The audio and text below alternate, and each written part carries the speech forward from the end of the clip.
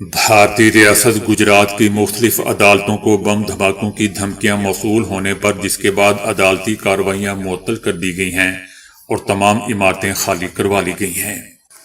گجرات کی high court سمیت ریاست بھر کی کم از کم 6 عدالتوں کو 5 اور 6 جنوری کے دوران ای میل کے ذریعے بم سے اڑانے کی دھمکیاں موصول ہوئی تھیں۔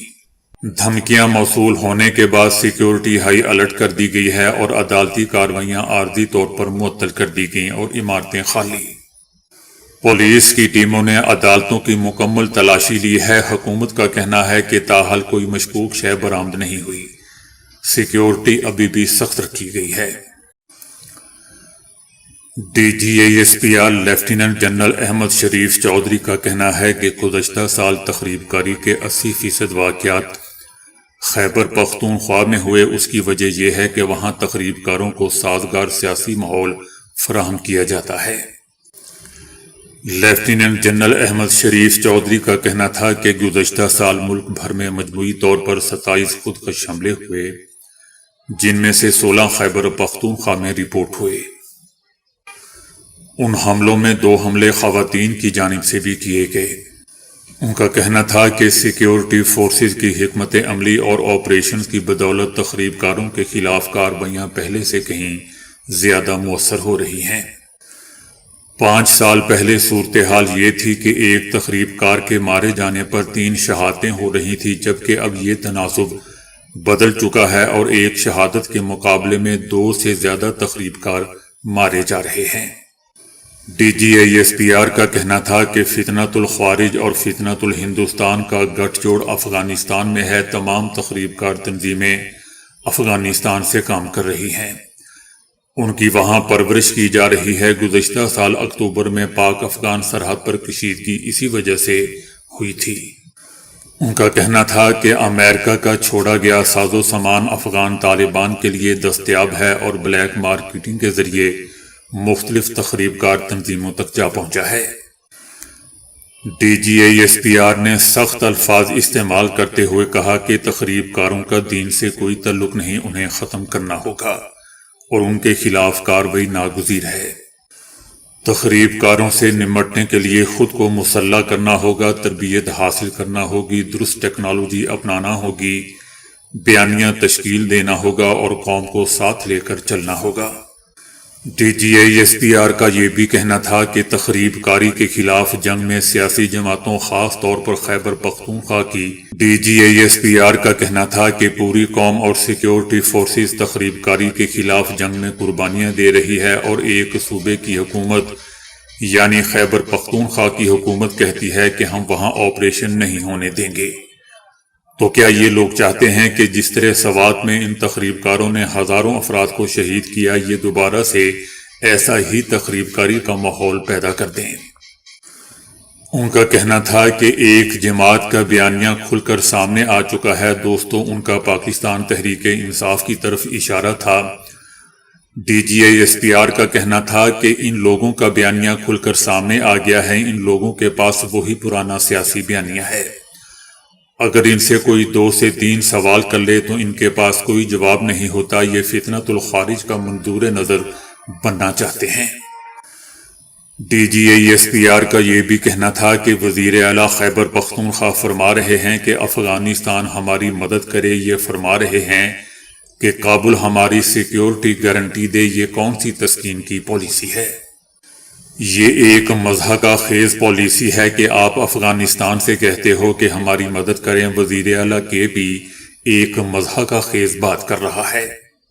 D G S P R کا کہنا تھا کہ خیبر پختونخوا کا وزیر اعلیٰ کا بیانیہ بھی کھل کر سامنے آ چکا ہے۔ اگر ملٹری آپریشن نہیں کرنا تو کیا خارج کے پیروں میں بیٹھنا ہے؟ کیا خارجی نور ولی محسوس کو صوبے کا وزیر اعلیٰ لگا دیا جائے، اس کی بیعت کر لی جائے، یا کیا ہیبت اللہ بتائیں گے کہ 4 سدہ میں کیا ہوگا؟ D G S P R نے دوستو پریس کانفرنس میں اسد قیصر کا کلپ اور عمران خان کے ٹویٹس بھی چلائے اور کہا کہ آپ غور سے سنیں کہ فوج وفاقی حکومت کا ادارہ ہے، ہمیں پاکستان کی سلامتی کی حفاظت کا آئینی حکم ہے۔ آپ کو یہ کوئی اجازت نہیں دیتا کہ آپ اپنی سیاست کے لیے اپنے علاقوں کو تخریب کاروں کے حوالے کر دیں۔ D G A S P R نے دوستوں وزیر اعلیٰ خیبر پختونخوا سہیل آفریدی کا مساجد میں ڈاگ باندھنے سے متعلق ایک بیان دکھایا اور کہا کہ یہ صاحب مضحکہ خیز بات کر رہا ہے، کیونکہ جب کوئی لاجک اور آرگومنٹ نہ ہو تو ایسی ہی بات چیت ہوتی ہے جس کا نہ کوئی سر ہے، نہ پیر، نہ آگے اور نہ پیچھے۔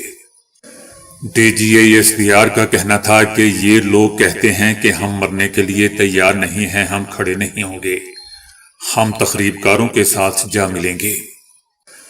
D G A S P R کا کہنا تھا کہ تخریب کاروں کے خلاف یہ لوگ بیان نہیں دیتے، تخریب کاروں نے کبھی اس جماعت کو نشانہ کیوں نہیں بنایا، یہ حیرت کی بات ہے۔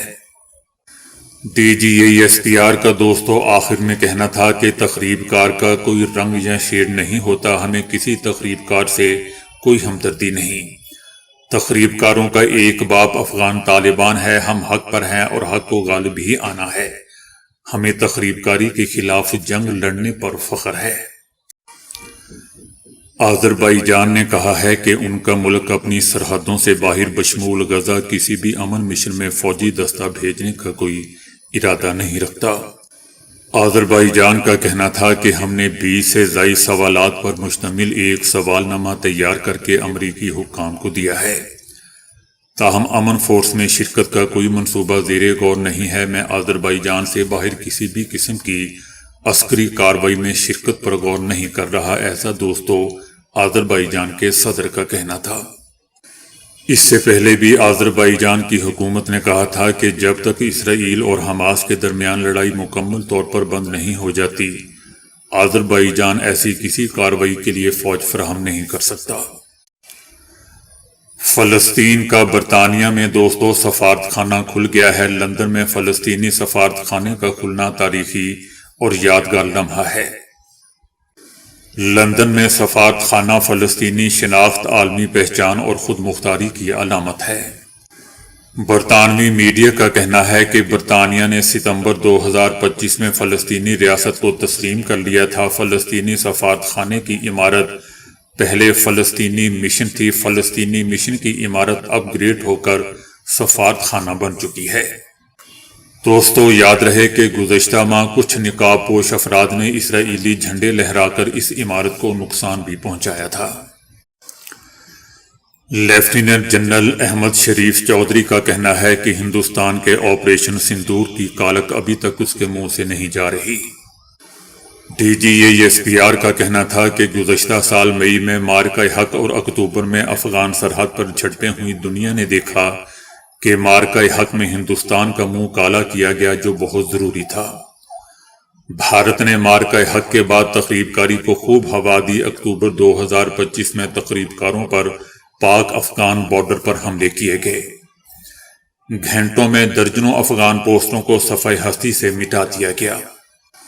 D G A S P R کا دوستو یہ بھی کہنا تھا کہ ہندوستان نے نام نہاد سندور آپریشن میں بچوں اور خواتین کو نشانہ بنایا۔ ہندوستان کون ہوتا ہے کہ ہمارے کسی شہر کو نشانہ بنائے؟